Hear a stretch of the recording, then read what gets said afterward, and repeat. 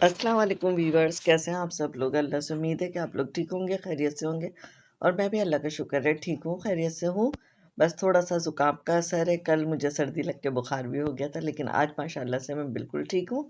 तो बस कल यहाँ पे रात के खाने में फिर बच्चे बाहर से बिरयानी लेके आ गए थे, तो मैंने कहा अभी तो मैं उठ के बना देती हूँ। बेटी ने भी कहा मैं कुछ बना देती हूँ, लेकिन बेटे ने कहा नहीं चलो बाज़ार से ले आते हैं, क्योंकि उसको बिरयानी बहुत पसंद है और दिल चाह रहा था उसका।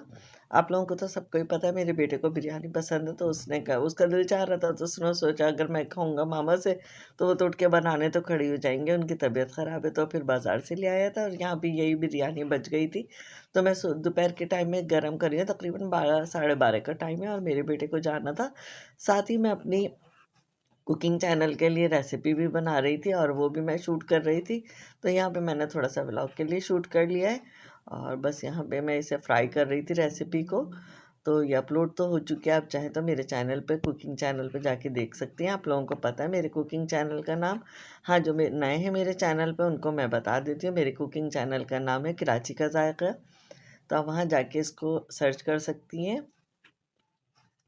तो ये आपको आराम से वहाँ पे मिल जाएगी और यहाँ पे मैं उसको सेट कर रही थी ताकि मैं इसका फ़ोटो ले सकूँ एक थंबनेल के लिए, क्योंकि थंबनेल के लिए भी लेना होता है और वैसे भी स्टार्टिंग पे और एंड पे जो हम लगाते हैं उसके लिए भी मुझे थोड़ी-सी वीडियो शूट करनी थी। तो बस यहाँ पे प्लेट की सेटिंग उसी के लिए मैं कर रही थी। तो ये भी मैंने आपके व्लॉग में शामिल कर दिया है कि हम जिस तरह से कर रहे होते हैं अपने काम।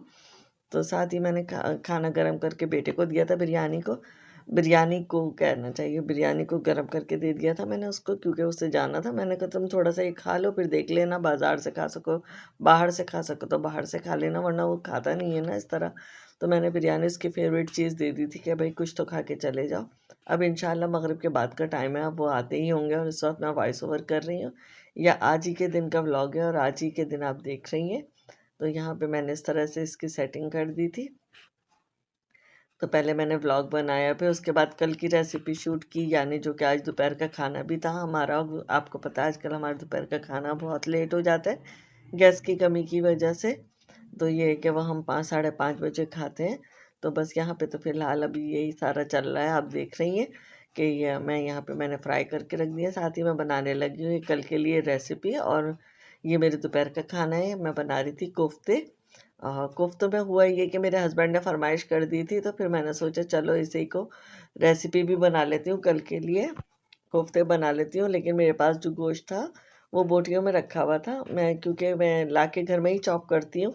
और ये गोश्त मैं इम्तियाज़ से ले आई थी और इसमें थोड़े से टिश्यूज़ भी थे, वो आगे जाके आप देखेंगी जब मैं कोफ्ते बना रही हूँ।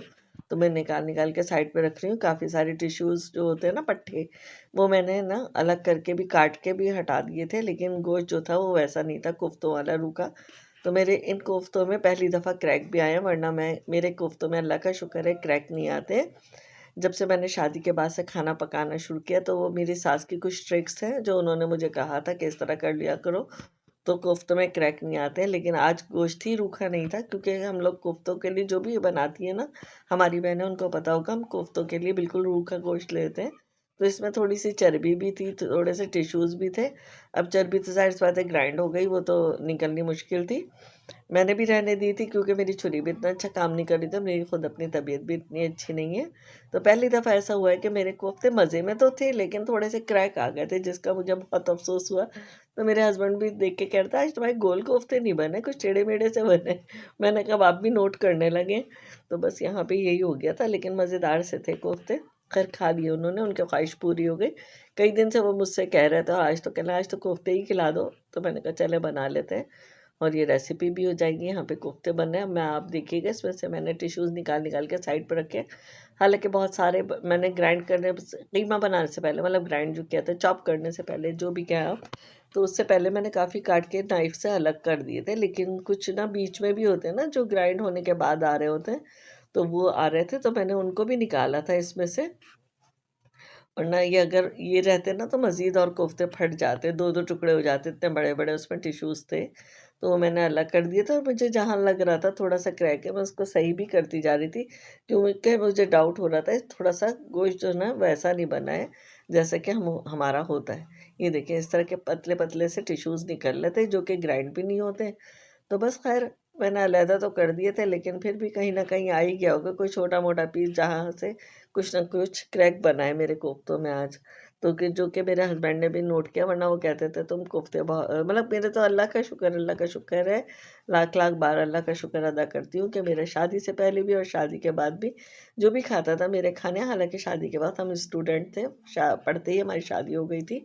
लेकिन जो भी मेरे खाने खाता था वो तारीफ़ ही करता था कि बहुत मज़े के बनाए हैं, चाहे वो मैंने शाम की चाय की कोई चीज़ बनाई हो या मैंने कबाब फ्राई किए हो मतलब बना के, मतलब सबने तारीफ़ ही की। और शादी के बाद तो अल्लाह का लाख-लाख शुक्र है कि ना उस वक़्त नेट भी नहीं होता था, ये कि हम यूट्यूब से देख लेते, उस टाइम में नहीं होता था। लेकिन मैं जो भी बनाती थी ना, मुझे जो भी अपनी अम्मी की बनाई हुई रेसिपी अच्छी लगती थी, मुझे ज़ायक़े में तो मैं अपनी अम्मी के तरीके से बनाती थी, और जो मुझे सास के तरीके की अच्छी लगती थी, वो मैं सास के तरीके से बनाती थी। आज तक मेरा यही है कि मुझे जो अपने ससुराल के खाने अच्छे लगे हैं, तो वो मैं उस तरह बनाती हूँ, और जो मुझे मायके के लगते थे, वो मैं मायके के तरीके के बनाती हूँ। तो अगर हम ना ये सब लड़कियाँ बातें सोच लें ना कि हमें अपने ससुराल का भी कुछ अपना लेना चाहिए, कुछ हमें अपने मायके का जो अच्छा लग रहा है वो अपनाए रखना चाहिए, तो ये क्या ज़िंदगी बहुत आसान हो जाती है, वरना बहुत मुश्किल हो जाती है कि अगर आप ये कहें बस मैं तो अपनी अम्मी के तरीके से बनाऊँगी, तो वो फिर बहुत मुश्किल हो जाती है। लेकिन अगर आप मतलब ये भी मैंने सेपरेट होने के बाद किया था, वरना तो जो सास जिस तरह पकवाती थी, मैं उसी तरह पकाती थी, क्योंकि मैं अपनी सास से पूछ लेती थी क्या खाना बनना है।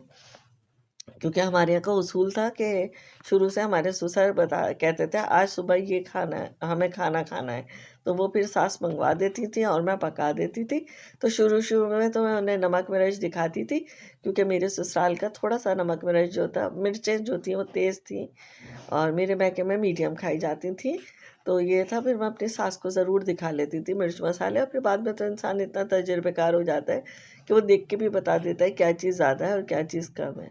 तो यहाँ पे देख लीजिए आप, मेरे कोफ्तों की रंगत जो है वो भी सही है, बस हल्दी का कलर थोड़ा-सा ज़्यादा हो गया था, या तो नई हल्दी मैंने खोली थी उसकी वजह से, या शायद मेरे से कुछ ज़्यादा चली गई हो, मैं ये नहीं कहूँगी, हल्दी तेज़ थी। आपसे भी हो जाता है बाज़ दफ़ा, तो इसमें हल्दी का रंग थोड़ा-सा तेज़ है। बाकी नो डाउट कि बहुत मज़े के बने थे कोफ्ते। ख़ैर शक्लन थोड़ा-सा हो गया था, क्रैक आ गए थे, वो तो फिर इतने साल के बाद शौहर बर्दाश्त कर ही लेते हैं। ख़ैर मेरे शौहर जो बातें गुस्से वाले नहीं हैं, बर्दाश्त भी करते हैं। तो बस यहाँ पे जो है मेरा ये अभी व्लॉग कह रही, खाना चल ही रहा था, तो मैंने, मेरी बेटी जल्दी से खा लेती है क्योंकि वो खाना कम खाती हैं, ज़रा लिमिटेड सा। तो मैंने उनसे कह दिया था कि भई चाय बना लो, तुम कुछ चाय के साथ भी खा लो, तो फिर उसने चाय बना ली थी, और मैं खाना खा के उठी थी, तो पता नहीं आज मेरा खा चाय के बाद ना चाय के साथ ही फ़ौरन दिल चाहने लगा, थोड़ा-सा नीम को भी उठा लिया जाए, तो फिर मैं जार लेके आ गई थी। होता है ना, आपका दिल चाहता है कभी-कभी। तो खाना हालाँकि अभी प्लेटें वगैरह खाने की यहीं टेबल पे रखी हूँ, क्योंकि 5 साढ़े 5 का टाइम था, इतने देर में हमारा खाना हुआ है दोपहर का। क्योंकि गैस हमारे एरिया में बहुत स्लो आती है, आप यकीन करें, अगर कोई हमारे एरिया की तरफ रहता है, खैर मैं यहाँ नाम नहीं बताऊँगी, हाँ, सारे शादी हॉल, बहुत ज़्यादा शादी हॉल कराची के इधर ही हैं। अब आप खुद समझ जाइएगा, और बहुत सारे हमारी तरफ फूड स्ट्रीट भी हैं, आस-पास फूड स्ट्रीट ही फूड स्ट्रीट है। अब आप खुद समझ जाइएगा कौन-सा एरिया हो सकता है। तो बस यहाँ पे गैस की बहुत लोड शेडिंग चल रही है। बस ये निम्को था, और ये जार बहुत अच्छा मुझे मिला था, मैं इम्तियाज़ से लाई थी। एयर टाइट जार है और बिल्कुल फ्रेश का फ्रेश इसमें निम्को है, ख़त्म होने वाला है, लेकिन बहुत फ्रेश है। तो मैंने 2-4 इसमें से गाँठिया जो कहते हैं ना, गाँठिया ही कहते हैं इनको, मतलब मैंने तो यूट्यूब पे सुना है, मुझे नहीं पता। हम तो बस जब शादी से पहले मोटे-मोटे बोल देते थे कैसे निम्को का में मोटा-मोटा सा जो है ना वो दे दो, कभी बारीक वाला खा लिया, और कभी ये सब मतलब होता था कि पीनट ले लिया, कभी कुछ ले लिया, कभी पूरा भी खा लेते थे। लेकिन आज मेरा बस ये मोटी-मोटी चीज़ें खाने का दिल चाह रहा था। तो बस यहाँ पे मैं अपने व्लॉग का भी एंड करूँगी। आज का व्लॉग आपको कैसा लगा? अच्छा लगा तो लाइक, शेयर, कमेंट्स कीजिएगा। मिलेंगे नेक्स्ट वीडियो में, तब तक के लिए अल्लाह हाफ़िज़।